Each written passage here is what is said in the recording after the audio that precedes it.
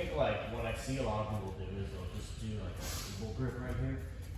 The whole point of side control is to flatten your opponent. I like to think of it as like using the levers of their body to just really flatten them to the mat. So like the reason why people get out of side control is they start turning to the side, and then they start like underhooking, getting the frames in, whatever. Like he's able to carry my weight a lot better when he's on this side. And so when I'm thinking I'm in side control, I'm thinking I want to keep his upper torso flat to the mat, which means like his shoulder is a point of control here. But then also don't forget about the head. So like I see a lot of people get cross faces and then they just like don't really use it. Like right now I'm not really using it. What I want to do is I like to grab like his armpit right here, the far armpit, and then use my shoulder to turn his head. This way like I'm also kind of like flattening my chest right along his chest, so I have chest to chest pressure. I'm kind of like also puffing my chest out into kind of like the point of the shoulder line here. So now when he tries to turn, it's much harder. I also like to keep an elbow right here.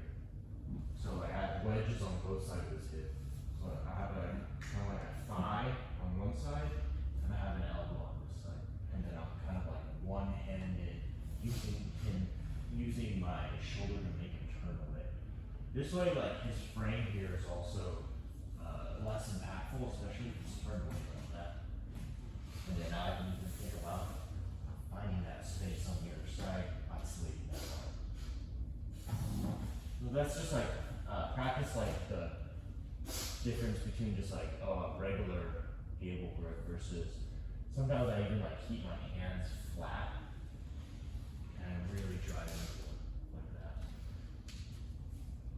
But I think this cross face right here is pretty cool as well. So play around with it. I think a lot of it is also just like surfing weight and stuff like that. So play around with that side control, those side control tips. I'm sure it'll make it slightly better. Now we're going to go into Judoside escapes. So we started in this position in the very last situation. The bread and butter escape is to get this elbow back. And so we started with this frame on the shoulder here. I use kind of like a push-pull to get my elbow back to the mat right next to my hip. This is a really strong motion, like pulling it back. So even if Dan has it pretty high up there, like I can look to strip and get it back to the mat. Notice how like what I just talked about too, like I don't want to just remain flat while doing that. I want to be able to carry more Dan's weight. I want to get onto my side. So now that I'm on my side, I can start to look to glue my knee to this elbow, form like a bottom side frame. And Dan's good, so he's already gotten up. Otherwise he would, like if Dan had remained here, he would just start feeling really exposed and perhaps getting his arm attacked. So as I get my knee in front, he's going to look to get up as well, and then I'm going to reset into a carve. So again, ask your partner to like just get a really tight grip here, just so you kind of can feel how this push-pull works. If he's really tight, you can go by the wrist. You can go by elbow hit as well.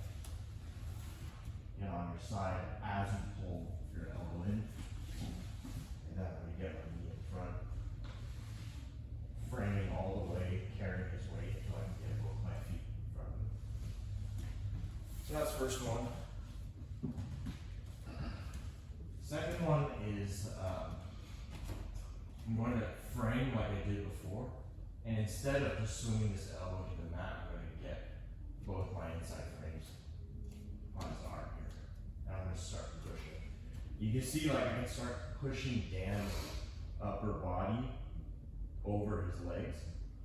My legs are behind him right now, so all I want to do is move him out of the way. And he starts falling down, and I basically reverse the position. what I like to do usually in this position, so like if you get the timing right, I'll get both. I'll get my pushes going. The minute I see his torso cross the threshold with his legs, I'll kind of swim up as well as I remove my legs and reverse the position. Just because if Dan reacts correctly,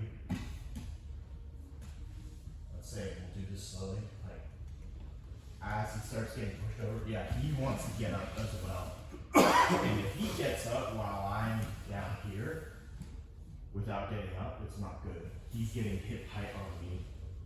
Maybe I'll get an attack, maybe I'll lose the position. But if I'm also getting up at the same time, this is much better for me. So I'm thinking also about building height in this situation.